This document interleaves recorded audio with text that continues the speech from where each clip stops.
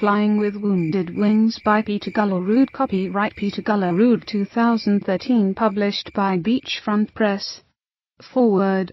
Often I yearn to sneak a glimpse into how another species on our planet thinks, be it the dog, who looks up to you, the cat who looks down upon you, or the lion or tiger, who continuously mystifies or terrorizes us. In its novel Flying with Wounded Wings, Peter gives us a poignant, emotional view into the thought process of the Canadian goose. Their lives from youth, their mating for life, their intuitive knowledge to migrate, and the hierarchy which dictates their survival is done in a heart-rending story of Cora, a Canadian goose. You will grow to love and weep with her inevitable loss of the protection of the family to whom she has given her life. Gullerud has given us a unique insight into the life of another being. My applause to this gifted writer. Tippi Hedren, actress and wildlife conservationist, Acton, California. Chapter 1. Valerie's gift. Vengeance on a dumb brute. Cried Starbuck, that simply smote thee from blindest instinct, madness. To be enraged with a dumb thing, Captain Ahab, seems blasphemous. Tilda Herman Melville, Moby Dick. Valerie was an extraordinary child. Her near holographic paintings, sculptures of carved wood, and delicate, hand-blown glass, had earned her the artistically gifted label. In the summer of her 17th year she was awarded a scholarship to the art design school of her dreams. This honor came with significant public acclaim. Among others, requests for interviews came in from the likes of National Public Radio and the Arts Channel. This attention was due as much to the sudden flowering of talent as the ingenious sculptures and paintings themselves. After all, Valerie only demonstrated hints of creativity within the past 12 months of her life. Before this time she showed little promise in any artistic or academic endeavor. She had been a sub-average student as a high school junior. Her creative genius was miraculously sparked by an accident that had nearly killed her. "Jasmine, come quick, turn on the windowsill," shouted Valerie to her overweight Abby.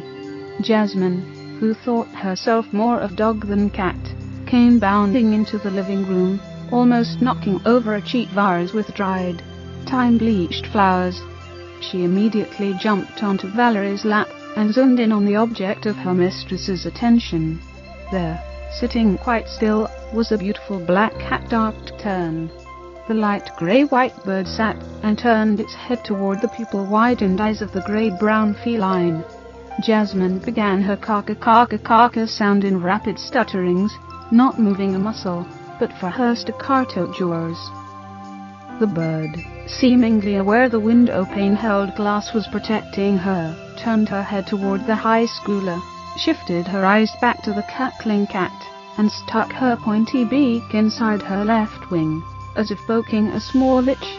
Jasmine's patience somewhat shifted from cackles to low growls now.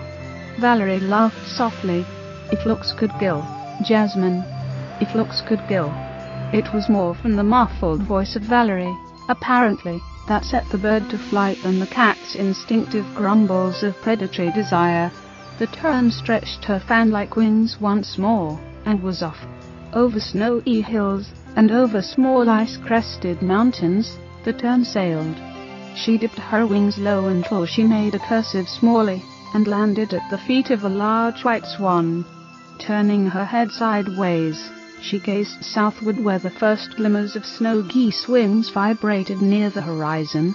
Their migrations back to the north coastal ice ranges signaled another sign in early April, that spring was upon the Alaskan landscape.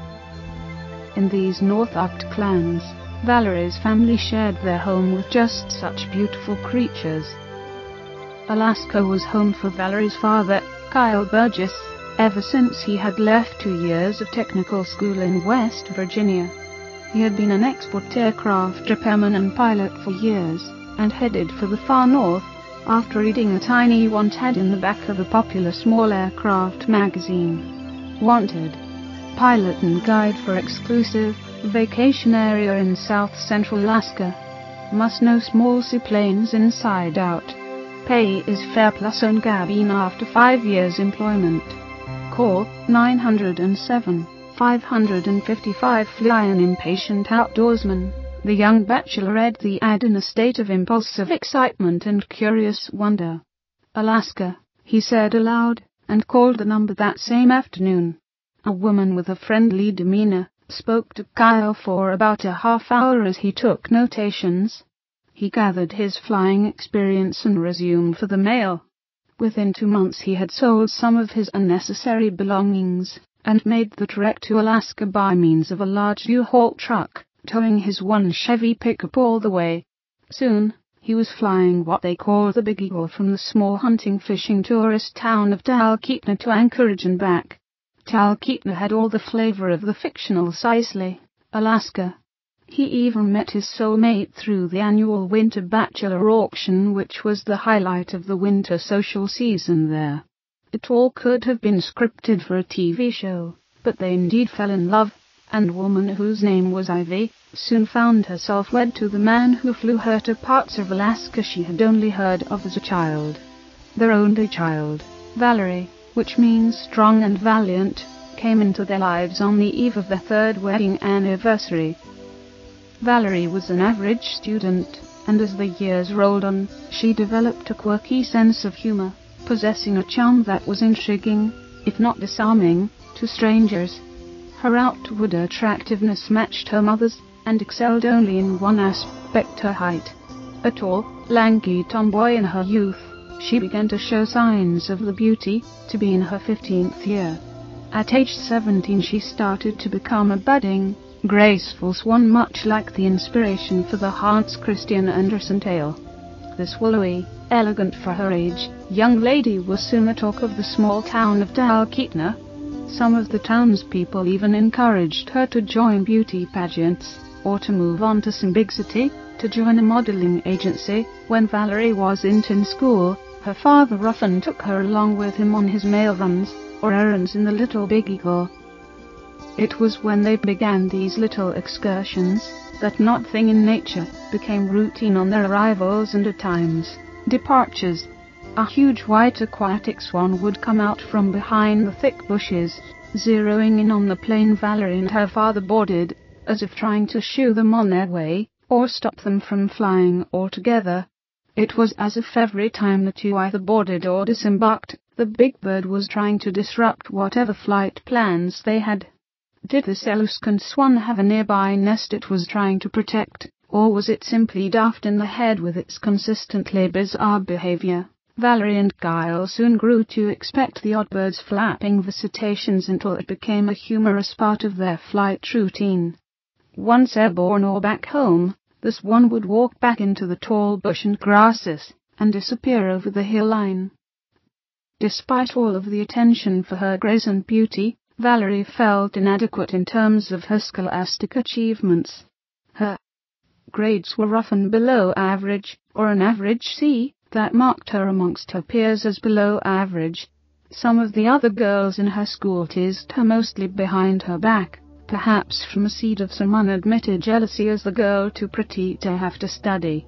Everyone seemed to decide for her she'd get ahead in life simply on her looks alone, either from a modeling career, or by simply marrying some wealthy suitor.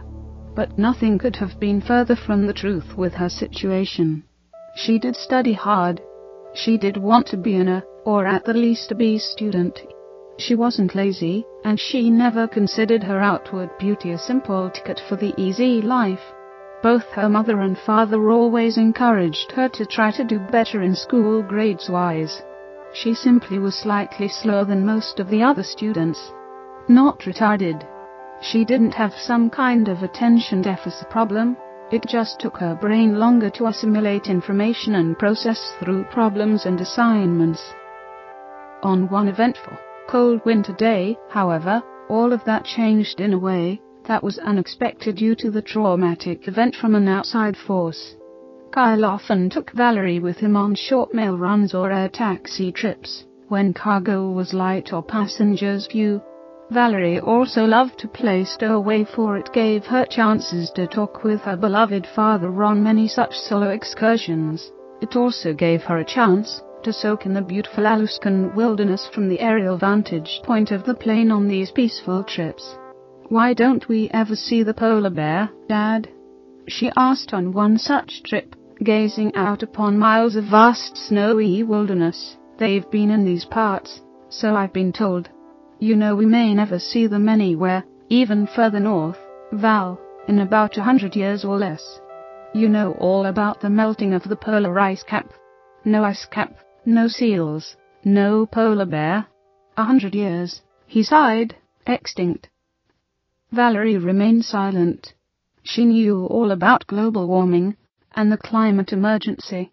She just didn't want to imagine it meant losing such a beautiful creature forever. Upon their return home, Kyle settled the plane onto their small runway until it gently rolled to a complete stop. The propellers continued their whooshing spins, winding down from the rapid revolutions of flight. Valerie jumped from the cockpit and stretched her long arms as she gazed at the beautiful early sun setting behind their ridge of tall pines. Already the days were getting shorter, and the long darkness of the evenings were becoming a regular event. She walked in front of the plane, heading towards their little cabin. Kyle was grabbing a few last-minute supplies with the intent of catching up with his daughter in a few moments. But a shriek from his girl sent him knocking his head on the low roof of the Piper cabin. He jumped out to find Valerie lying on the ground in front of the still rapidly rotating propellers. A small steady fountain of blood poured from her forehead, and it became obvious to Kyle she had strayed dangerously too close to the swiftly moving air blades. But as he crouched to tend to her, from the corner of his eye he noticed the large swan flapping his wings furiously and making yet another run towards them both. The swan's head was pumping up and down, his wings half open as he made deep, resonant horn-like calls. Never before had Kyle seen the swan act this agitated since patterns of small charges had begun a few months before. Immediately, Kyle reached for Valerie's small backpack of books and study materials and flung it straight into the path of the enraged beast. The pack hit the swan's side, but did not deter him from continuing his attack. Within seconds, the largest of any bird Kyle had seen in his life began wildly batting its wings at him.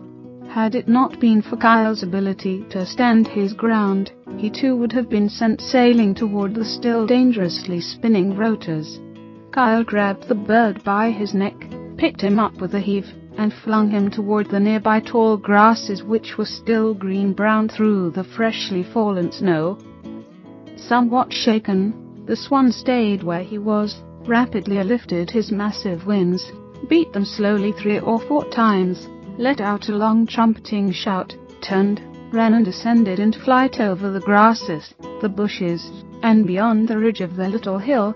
Should have thrown him at the plane, thought Kyle inadvertently, but his full attention was now on his unconscious and still bleeding daughter.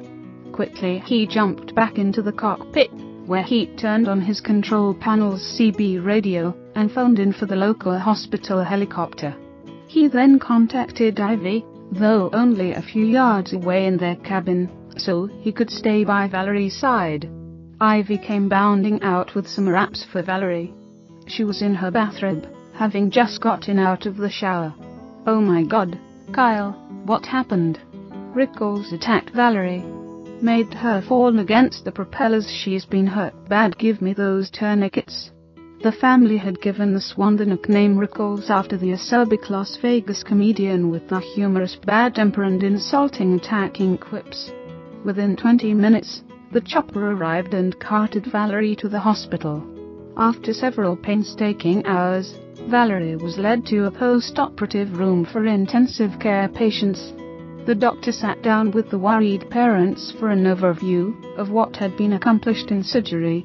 "She's lost a lot of blood, but most importantly, those blades chopped through her frontal skull, and a small piece of her right temporal lobe is damaged. Those blades cut through her skull, she's damaged." Kyle's voice trailed off, waiting for clarification, simultaneously praying for words that would confirm he had heard the doctor's message incorrectly.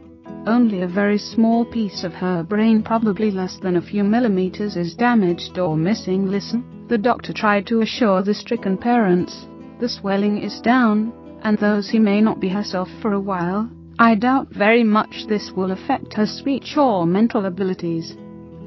Everything should heal well, but she's going to need a lot of peace and quiet and time. Perhaps a lot of time. What about her skull? Asked Ivy shakily. Is there a hole there? Oh no, we've patched that with some cartilage from her hip. She'll be all right. A few stitches. But nothing too large, answered the doctor. She should pull through fine. But we'll know more precisely in the coming weeks. Aside from some serious memory loss, Valerie now had difficulty remembering names for people, and the mechanics of doing basic arithmetic homework from school. She remained rather sluggish for a few weeks, but almost a month into her recovery, her energy seemed to be returning, and there was hope she would not be too damaged, either mentally or physically. Her memory problems lessened and her cognitive abilities improved quickly and dramatically. During those long and tense 4 weeks, Kyle took it upon himself to follow the large white swan next time it predictably made another one of his runs toward the plane. He shooed the bird away, but not before he grabbed his binoculars to ascertain which direction the bird headed. "Aha," said Kyle out loud, "not far away at all." And so began Kyle's trek that would change the life of the large swan in a most dramatic, if not horrific way. The bird was found gliding slowly on the small lake that surrounded the Burgesses' property. The swan's wings were partially aloft like half-raised sails, in order to catch the light breeze to keep him slowly drifting across the lake. When the large bird finally made it to the shoreline, he was greeted by a few low honks. There was some flapping of wings, and the swan disappeared into the thicket. Kyle decided he would return the following morning with his waders and boots, and a gun. He would put an end to the aggressive animal that was disrupting his flights and that had threatened his daughter's life, and that of having a normal one. That evening, he stopped in Talkeetna's one and only tavern, the Western Pub, for a bump and a brew. There he spent some time with one of his best friends, Todd Ainexted. Todd's friend, Janus Chill, joined them, and it wasn't long before the three of them were working on their third beers. Todd was an anchorman for the local news station and Janus worked for Fish and Game. "So, how's your daughter doing now?" asked Todd. "Actually, a little better this week," answered Kyle as he sipped on his ale. "It's the first time she's been able to eat at the dinner table without leaving early to lie down. But," and he paused, "I'm still worried about her mind. She forgets things. People's names. Her homework is more of a chore than ever. It takes her twice as long to finish." "Ran into your wife today at the grocery store," said Janus. "Said Valerie's going to be okay, according to your doctor." "That's good news." "Yeah." Again Kyle hesitated. He was thinking about his plans to kill the bird that shook and shattered their world so badly. "Yeah, Doc is great. He's done a great job. But I'm not convinced she's gonna be 100%, he said in a low baritone. "Not yet. Time will tell. Ivy also told me she's worried about you, Kyle. That you've been losing sleep. Been kind of a grump lately. She didn't want me to tell you she told me this, but she also told me about your wanting to kill that swan that attacked Valerie."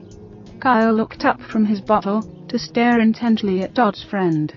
He knew he worked for Alaska Fish and Game, and he knew they had laws, certain hunting regulations, and that recognized animals had certain privileges, or were off limits altogether. Some maverick hunter could face stiff fines, or even jail time, if he disregarded them. With his wife stupidly telling Todd's buddy about his plan, he knew it would only be a matter of time before they would throw the book at him, if they ever found out he killed the bird. "Look, Janus," Kyle started, "that damn bird charged at my daughter, scared her to death, and could have caused her death, if she had only slipped a few more inches into those cutters. It's been a month and that damnable bird still takes the time to come on my property at least once a week to make these god-awful sounds, chasing my plane on both takeoffs and touchdowns.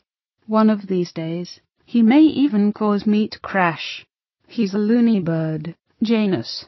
He's a danger to my entire family, and I'll be damned if anyone, whether it's Fish and Cam or some tree-hugging bird watcher, tries to stop me from ending this big flapping nuisance. I do intend to shoot him. Is that so wrong? Are you gonna throw me in jail when I do this?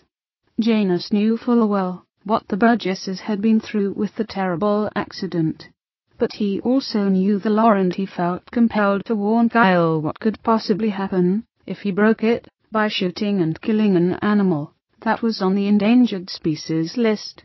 Look, Kyle, I can understand your feelings. I can even understand you think you'd be protecting your family by killing this animal. But, Kyle, he just runs at you when you jump in your aircraft. He doesn't fly into your propellers causing you to crash. They've only been known to run at people, make loud noises and flap their wings. Scary, sure, but that's really all they do. Kyle, there's a breeding ground near Yolandia. I know, Kyle interrupted. I followed him there today. Saw some others there. Yeah, well, Kyle, said Janus, that breeding ground is natural and kind of rare. The swans that breed there are on the state's the country's endangered species list. My advice to you, Kyle, is you just learn to live with him. He's probably got a pen female swan back behind your property, and since it's spring, a brood of cygnet's young swans by now. Kyle, once the breeding and raising of those baby swans is over, I can practically guarantee you that bird will stop his attacks. He's only trying to protect his brood. Until next breeding season, right? And what about my brood? Can't I protect my brood? Kyle shouted now, the effects of the alcohol adding to his emotions. Kyle was an avid hunter, and though he had no problems following the rules of the game, he did experience one run-in with the Fish and Wildlife official when it was discovered he shot and killed a brown bear out of season. The poor choice in judgment cost him nearly $5,000 in fines, and it was a long and headache-producing process to sort out. He paused. Yeah, he now muttered, censoring the further words he wanted to spill. His inner dialogue was buzzing with anti-authoritarian advice, and he had enough sense to keep to himself. Changed the subject, biding his time until Janus left to head home. Now it was just him and Todd. Todd, if you and I say, trap that pesky bird you know, put it in a cage somewhere, where we could feed it, keep an eye on him, just get him to stop rushing my plane, that wouldn't be illegal, would it? Todd looked at his friend. He knew about all the nights of sleep he lost since the accident, and he knew how both Kyle and Ivy had been worried sick with the fear they might lose their only child due to the severe head injury. Suppose not, Todd said slowly. And so, the next morning Kyle and Todd set out toward the swans' breeding ground. They carried with them a large, fine mesh net, one that was used for fishing. Several lead weights were attached to the ends of the net, so it could be thrown a good distance. Late into the wee hours of the night before, Kyle stayed up in his workshop and built a large, strong wooden cage for his nemesis. He procured large lock and padlock from his garage, and together, Kyle and Todd carried the big crate toward the small lake where the swans resided. Kyle, for good reason, didn't want Janus to know what he was up to, and he also felt it was not necessary to let his wife in on their plan. Now, this could be tricky, said Kyle as they neared the water's edge. Right over there beyond those rushes where that big root, that looks like a lichen, see it. Todd nodded. Now that he was in the midst of Kyle's venture, he decided he didn't want to be there at all. He began to imagine what the news department would report, should it all get discovered somehow. He knew he would surely lose his job, and the shame of doing something most people would consider animal cruelty was becoming more overwhelming the more he thought about what they were doing. Kyle, buddy, he whispered just as they saw two graceful white necks poke from the reeds and rushes, where Kyle had been directing them. "Listen, Kyle, I don't know if I can carry through with this. I mean it could blow up right in our faces someday if anyone found out. Todd, don't leave me with my pants down now. Look, all I want you to do is help me throw the net over him and get him in the cage. From that moment on, once he's locked in that box, you're free to go. I just need you to help me nab him. They can put up quite a fight, believe me. You don't want me to get hurt, do you?"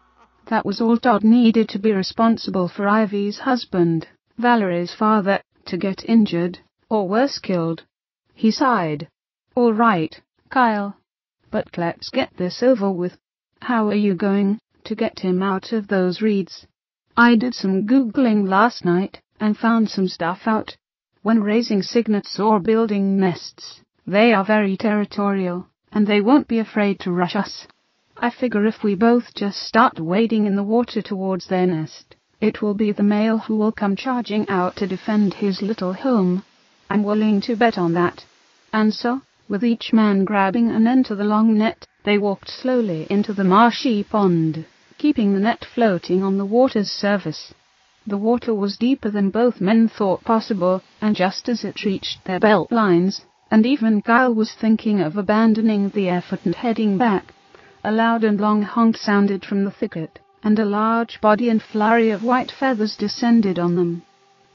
Todd fell back, and was momentarily underwater trying to regain his footing on the slick algae-covered bottom. When he managed to get above water again, he could hear his friend bellowing, "Get the net, get the net, I've got one of his wings, help me get the net over him." Just then, as Kyle maintained his firm grip on the bird's right wing, they both heard a distinctive snap, and the swan, though still flailing about, went limp and was no longer above the water. He was in the water with them, and it became much easier to subdue the bird. Todd reached over the bird's neck with his end of the net, while Kyle disengaged his vice-like grip on the now barely flapping wing. The bird was enmeshed in the net, and they dragged his struggling form to the side of the small lake. "Come on," Kyle sputtered. "Come on, you big brute, get in there." Kyle wanted to get at least most of the net off of the bird's body, but fearing for both his and the bird's safety, he settled just getting him into the large cage in all of his tangled glory. Todd wheezed, "We did it. I hope you're happy now, Kyle. And," he gasped, "I really hope you find some kind of closure in all of this." "What do you mean by closure?" Kyle looked at his partner with his eyebrows raised. "Look, Todd, all of this is about locking up this threat to my family, so he doesn't chase the plane anymore, or my daughter. This isn't about revenge or any such fool thing. I'm not that crazy, man." "I hope so," Todd muttered, staring at his friend's unhinged eyes. "'Cause if it were me, I'd just learn to coexist with the dumb animal, you know, do some more Googling, or whatever, and learn ways to just keep him away, or at least how to chase him away whenever he's a pest." Todd spit on the ground. "Ah well, you got your criminal. Can I go home now?" Todd hiked back home, and Kyle stayed with the heaving mass of net-tangled feathers before finally heading home himself. He decided it wasn't worth the risk to open the cage and try to disentangle the strong bird from his bondage alone. "I'll bring you some corn tomorrow," he sighed deeply. And just as he was out of sight, he overheard the distant calls between the cob and bent swans. One call was frantic and strong, while the other was quite the opposite and mournful. A few months passed. Valerie not only showed signs of improving health-wise, but the most unusual of things began to affect her. Her memory problems virtually disappeared, and suddenly, almost overnight, she had an overwhelming desire to paint, draw, or even sculpt things she had never shown a desire or interest in before. These desires became so intense, Valerie began envisioning art objects, totally unique and original, in her mind. Both during her daydreams and in her sleep at night, Valerie could almost see these objects take shape, take place, the actual manual creation of them. And so too, she craved the necessary tools to achieve these visions, to make their prophetic urgings a reality for her and, yes, the world to see. It's spiritual, she would tell her parents, when they went with her to the larger city of Anchorage to buy the paints, canvases and sculpting supplies. It's not from me, it's from heaven. Mozart said that about his music, said Avi. And after that trip to the art store, their lives were about to change in a rather big way. Almost as if Michelangelo himself took Valerie by the hand and said, "Let me sculpt through you, let me teach you by just being open to my channel." Over the following weeks, she astounded everyone, including her school's art teacher, Miss Sandlebrook. It was Sandlebrook who talked her into submitting her works of wood, metal, stone, and glass, along with her glorious canvases, into local, national and international competitions. She was practically an overnight sensation. On a personal level, Valerie also became extremely spiritual and religious. She started reading religious books, would pray and meditate on a regular basis and try out local churches and synagogues, and even an Anchorage mosque. One of her friends, Ashana, was a member of the Dene Ina tribe. Ashana taught Valerie much about her people's spirituality. She even managed to have Valerie invited to a Tana Cross potluck, where the hosts have a party of giving their possessions as presents to their guests, while accepting no gifts in return, and keep very little for themselves. The role of the potluck is promoting societal cohesiveness, in curbing greed and excess, and in encouraging familial and tribal cooperation.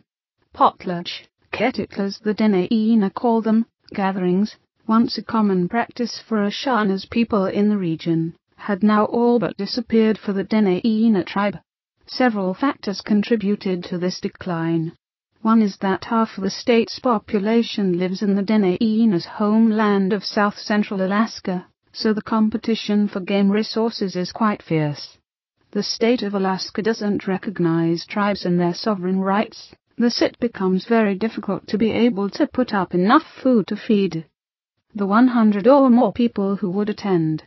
Secondly, a component to having a potluck is the ability to create and sing the Dene Ina songs or the knowledge to recite speeches in the language. Today there are less than 50 fluent speakers out of a population of over 1,000 Dene Ina, and none of these are under the age of 60. Fortunately, there is a group of 20 or so who are studying the language, so it doesn't disappear. Her passion for her art never left her and never lessened. She had a cheerfulness in her character that was like never before. She longed to frequent art museums, to travel to the mainland when she could, just to see the galleries and showings of the famous artists, both living and dead. When questioned as to where she got her sudden surges of inspiration, creativity and talent, all she could fathom was that it must have been the accident. Something gave her new insights ever since the day her head had gotten so severely bonked and repaired. Perhaps the accident caused a form of temporal lobe epilepsy, where everything in her inner world had been newly interior decorated, so to speak. The Burgesses, upon research, learned about some others with somewhat mirror experiences. Tony Sikoria, for instance, who had never shown any interest in music, but after being literally struck by lightning, all of a sudden, had urges to purchase an expensive piano, just so he could get down all of the musical compositions that began swirling in his head. He was consumed, like Valerie's art, to get the musical impulses on paper, so he learned how to transcribe his music as well. Valerie had just now graduated from high school, and she was already on her way to consider the art scholarship proposals when her father slowly began to stop visiting the captured swan down the hill. He talked himself into feeling he couldn't feel guilty now as his family life, and especially his daughter's life, were becoming so joyously successful. But the inner truth be known, the recent visits to the bird had become more and more disturbing to Kyle. By now, the bird, perhaps due to his broken wing, or more probably to his broken heart for being unable to raise his little family with his pen wife, had slowly been turning mad. Upon each recent encounter, Kyle with his bucket of seed or corn would stoop down to fill the cage's makeshift trough, only to be greeted with a charge from the now half-alive skinny bird. Raspy bleats and loud hisses from his long-coiled windpipes would rail against his captor. He would raise, flap, and beat his tired, and now half-featherless wings against the wooden bays. The swan's wings, Kyle couldn't help but notice, were caked with both dry and fresh blood due to their constant hammering against his prison walls. Kyle thought again about shooting the bird, to put it out of its misery, but the threat of the fines he couldn't afford, or his own possible prison sentence, haunted his worries. If he let the bird go, he feared it would wander onto his property again, and reignite the old wars. And he also didn't want Valerie, an avid animal lover, to start asking questions. When the bird stopped showing up after its capture, Kyle simply told his family that he must have found some other potential threats to his territory, and changed his sights. No, Kyle could no longer visit the half-dead, pathetic bird anymore. It would just have to starve to death. When Kyle was not there, and his visitations with water, corn and seeds gradually diminished to no visits whatsoever, some of the other swans and woodland creatures would visit the poor swan. To them, the great swan's name was not Rickles but Malilla, Mullidashla. Some of the other swans would tease the former flight leader. These were mostly curious males, the jealous types, who once envied him his former status. But a few true friends would stop by occasionally, offering their sorrow-filled sympathies. But being birds, squirrels, or small mammals, they were unable to offer any hope of helping Malilla escape. On several occasions, a family of raccoons from grandfather to babies tried to open the padlock with their little human-like hands, but never to any avail. An old snowy owl remained silent as he slowly flew down and walked by the second weak swan's quarters, his silence out of respect for the great swan's sufferings.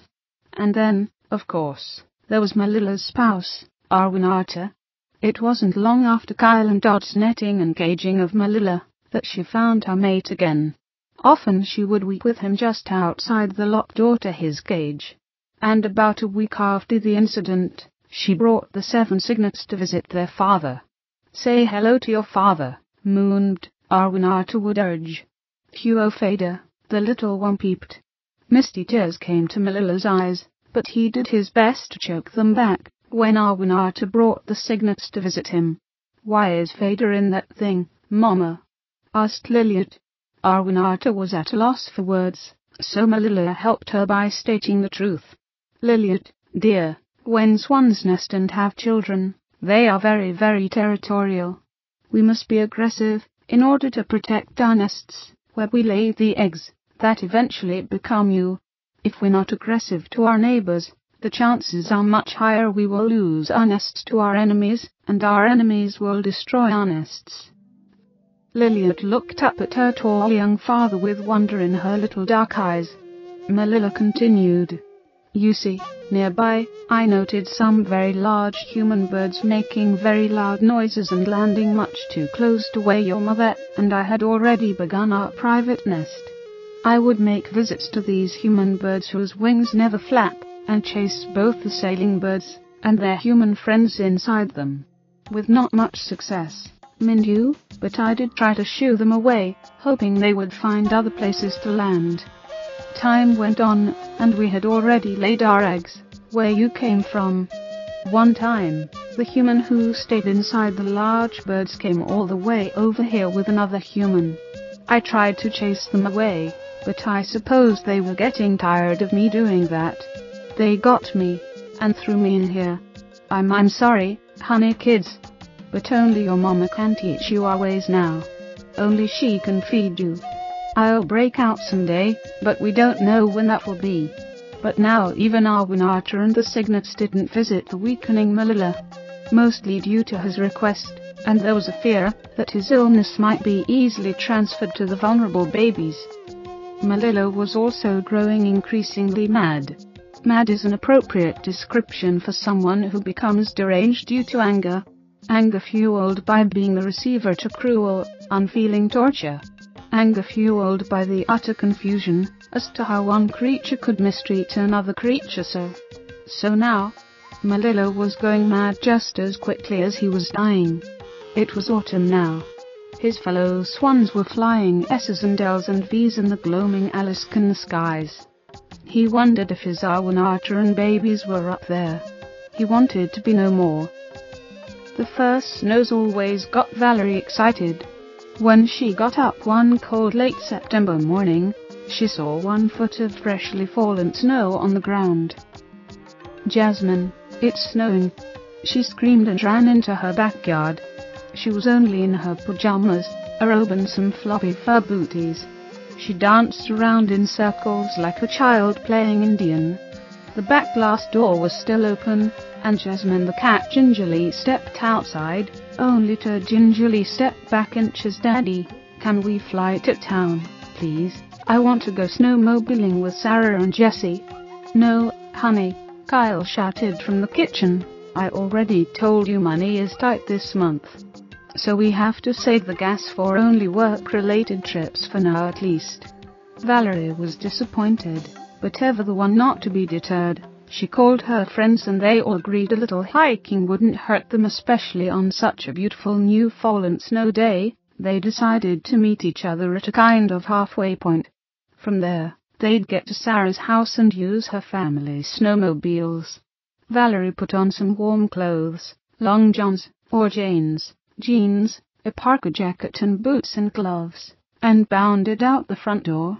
As she skipped towards the frontage road, something told her to take a shortcut through the meadows and marshy ponds. "I'll bet it's so pretty out there with all this new snow," she thought, "and I'll meet my friends all the sooner by cutting through this way." On the way, she noted more geese and waterfowl flying south. She walked in wonder as she managed to break off an old dead branch to use as a walking stick. Soon she was where the small lake stood, where many of the local bird life lived and bred. She stared at how beautiful the tall reeds looked against the waters as even now fluffy snowflakes fell. It was quiet, so very still and quiet.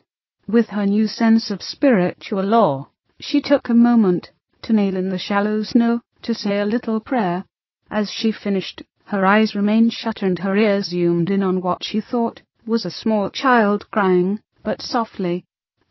That couldn't be, but no, wait, there it is again.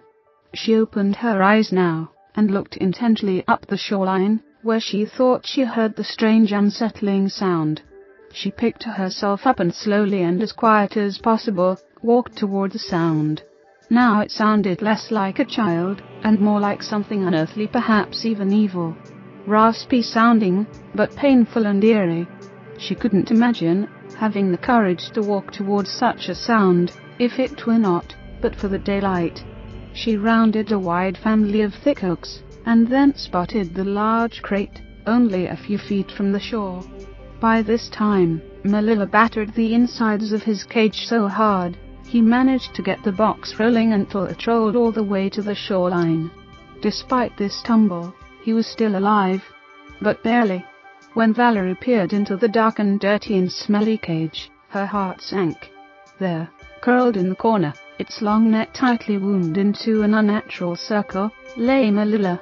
He was whizzing, and every now and then he would look up at nothing with dull grey eyes, and then curl into his circle again. "Oh, my poor angel," Valerie barely whispered as she felt the tears form. "Who could have done this to you?" Then, looking at the door of the cage, she recognized her father's large silver padlock with the buffalo head logo. It was the one they used on their back freezer after an Alaskan brown bear had broken into and stolen an entire winter's catch of caribou meat. "Dad," she said. And then all of the events of the past several months flashed before her like some vision from a moviola. The accident. The arguments in the house overheard from her parents' bedroom as to what should be done about Rickles. The unusual absence of Rickles and unrealistic reasons voiced by her father.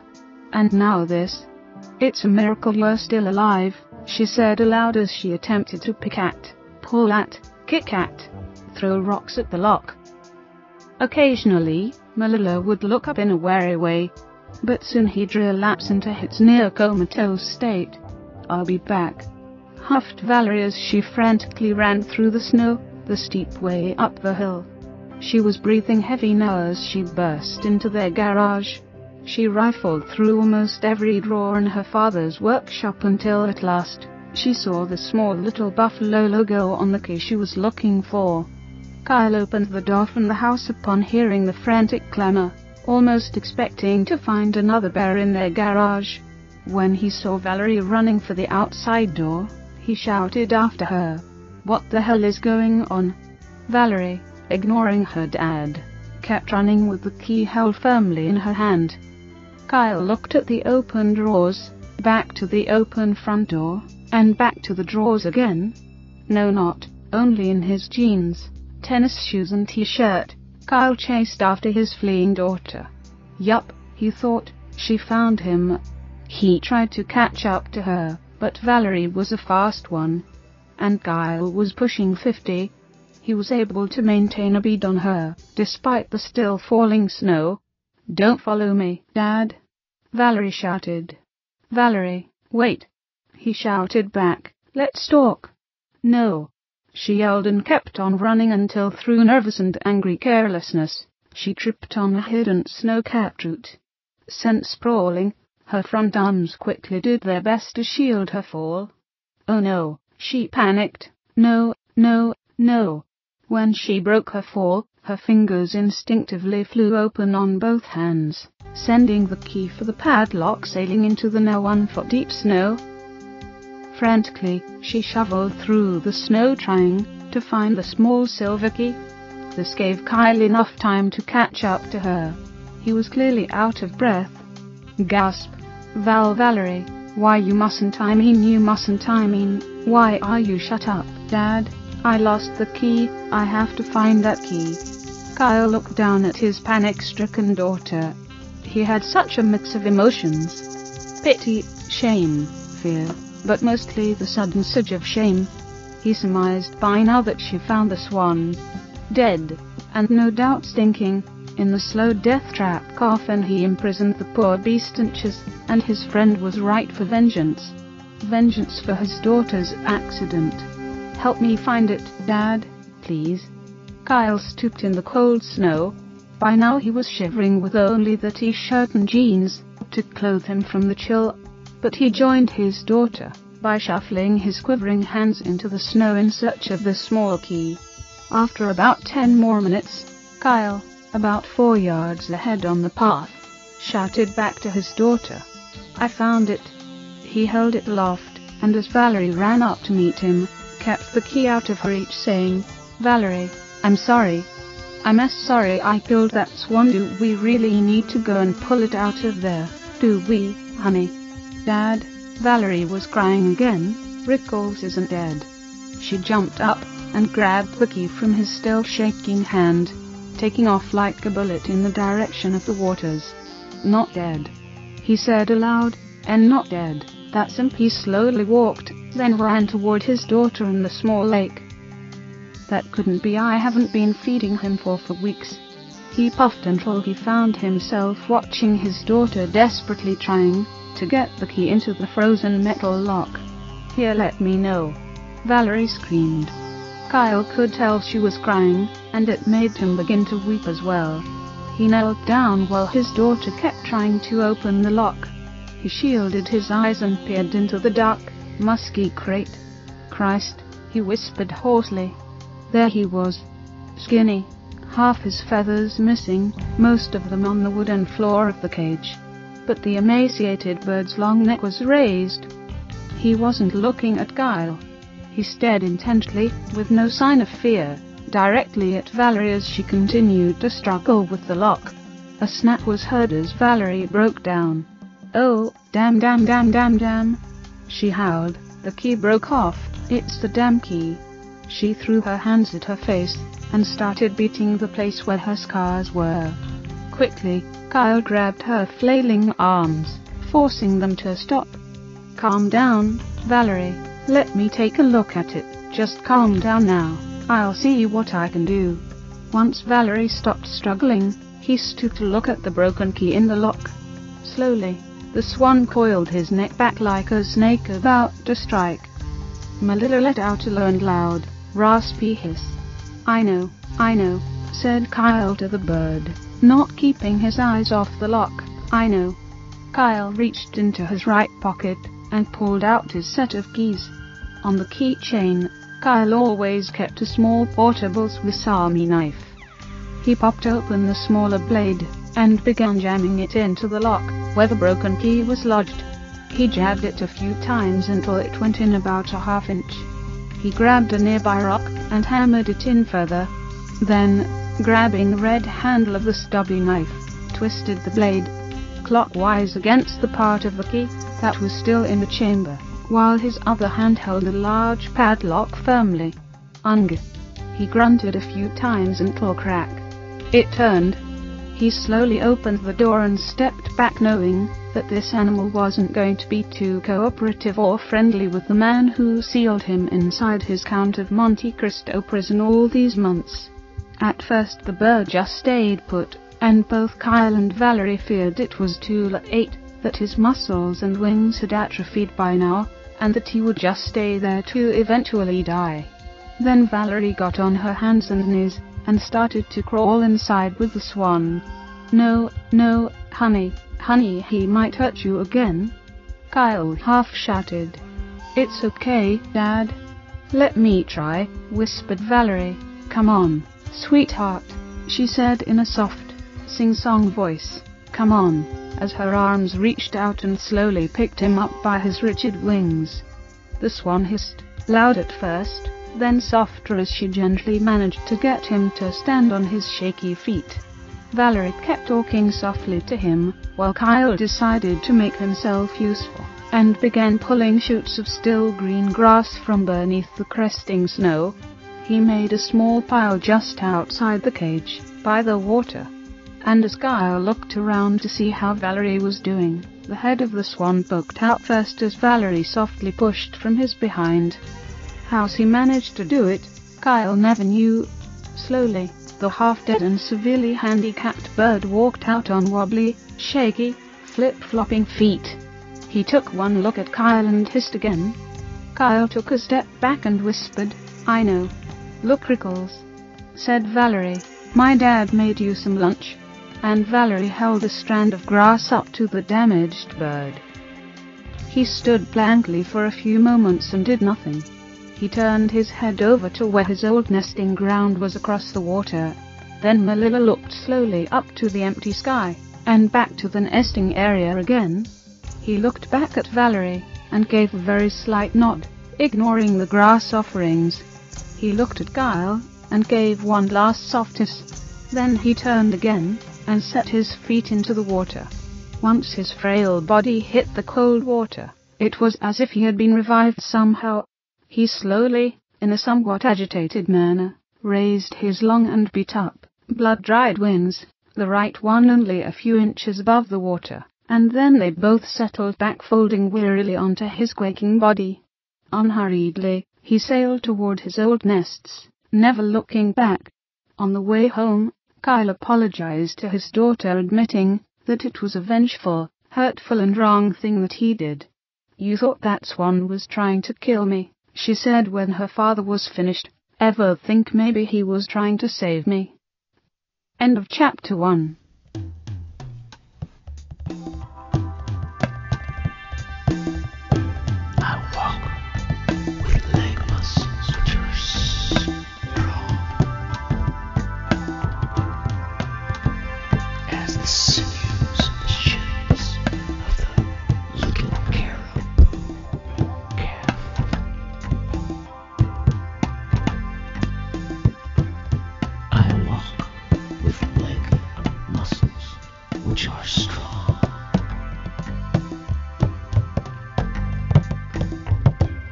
As the sinews of the shins of the little hare. I will take care not to go towards the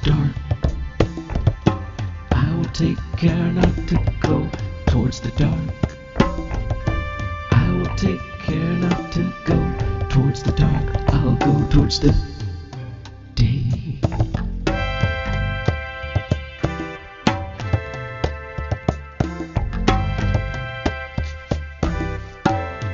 I'll walk with leg muscles which are strong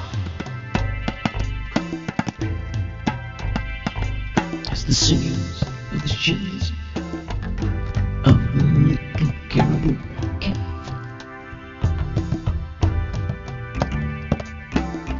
I walk with leg muscles that are strong as the sinews of the shins of the little hare.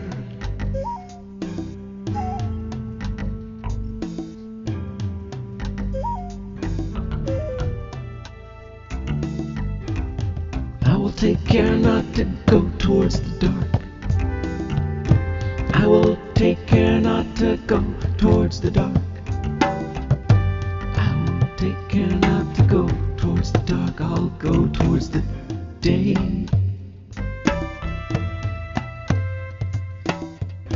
Towards the day.